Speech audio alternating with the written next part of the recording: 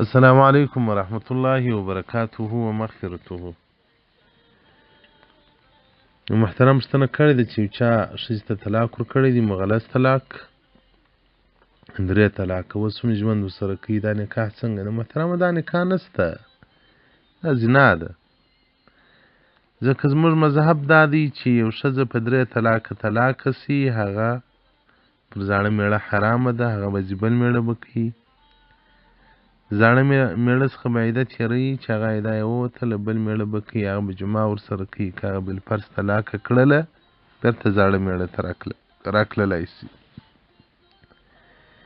د سورة البقرې په 230 آیات کې الله راته وایي حتی تنکح زوجا غیره، تر هغه وخته پورې زوړ میړه نشي کولی چې د بل خاوند یې وار کړی نه وي.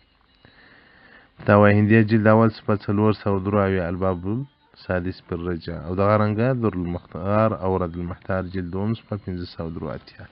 محترمه دا زنا ده چې سره کوي. نو فقهای کرام وایي که د ښځې او د خاوند په مابینځ کې نکاح وشکېدله، خاوند ښځه نه پرېښوله پر هره طریقه چې ځان یې جلا کړي، که په هېڅ طریقه نه پرېښوله، خاوند یې مړ کړي، ځان یې جلا کړي، ځکه په دغه صورت کې بیا د خاوند مرګ ورته روا دی چې هغه یې پر زنا مجبوره کوي. په موږ کې خو له بده مرغه داسې بدبختي شنه ده، دا شریعت ته ځان نسو ورکولی. یو ښځه طلاقه سي، نه خاوند باره زړه پر کېږي، نه د دې پر میړه زړه کېږي. یو وخت یو چا راته ویل ول یو نفر ښځه طلاقه کړې وه،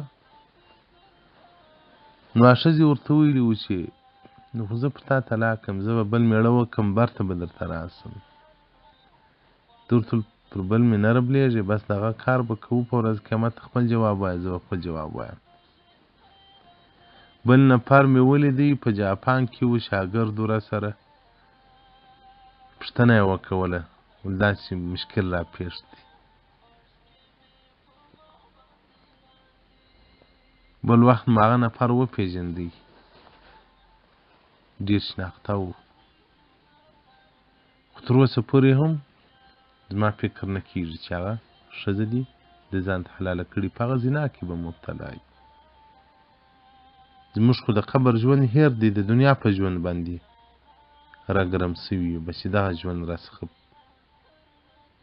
په تکلیف کې راڅخه په تکلیف کې را باندې تېر نه سي، بس په دغه ژوند کې چې ما هر څه وکول هغه کوو.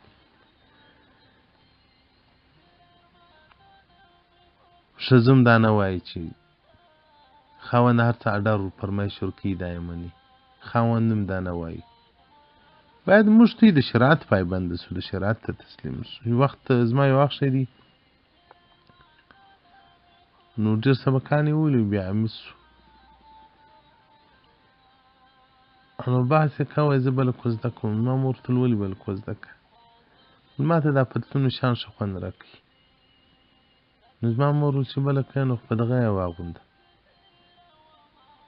ما مور ته مخ راواړوه، ما مور ستا پر دا لور باندې بله ښځه زړه نه مني چې ور باندې راسي بند، او د الله جل جلاله جرم تې ور وغورځوې، پتلون په اغوندې. سبحان الله، دغه مال زموږ ایمانونه سول، د الله دپاره هېڅ موږ نسو کولی. نو هغه زما په خور کې دی دونه انقلاب راوستلی دی، کینې زما ټولې خوندې چې راسي، زه نه په شرمېږم. ښه پخواني کالي، ښه یو متشرع لباس، خلک چې وایي صحابه وکړئ، صحابه و ښځې راغلي، خو لیکن دا یو وخت ورسې راسي والله زه په شرمېږم. ورته ویلي مې هم دي ما چې ته زما کره راسې چې هر څه وشپې کوې، زه په تکلیف یم، ستا لباس شرعي نه دی، چې د بل د کور یې زه زور نسم در باندې کولی. په دا ته سر نه خلاصه شي، د بني مولي صاحبه د یسم یا خوند نه ورکوم، یا خبرې نه را سره کوي، او ستا او د دې نورو خوند په مابینځ کې څونه ما زه فرق معامله کوم. زموږ خو نن ښځه خاوند نسي خوابدی کولی د الله دپاره، الله خوابدی کوي د خاوند په خاطر، خو خاوند د الله دپاره نسي خوابدی کولی. نو دغه دا خور چې کومه اوس د دې سړي سره په ژوند کې ده، ستاسو ژوند ټوله سره زنا ده. نو که غواړئ چې په دغه زنا کې ژوند تېر کړئ نو خواده کوئ، او که غواړئ چې له دغه مصیبت څخه ځان وباسې ځان لرې که بل خاوند وکړه. والسلام علیکم ورحمة الله وبرکاته.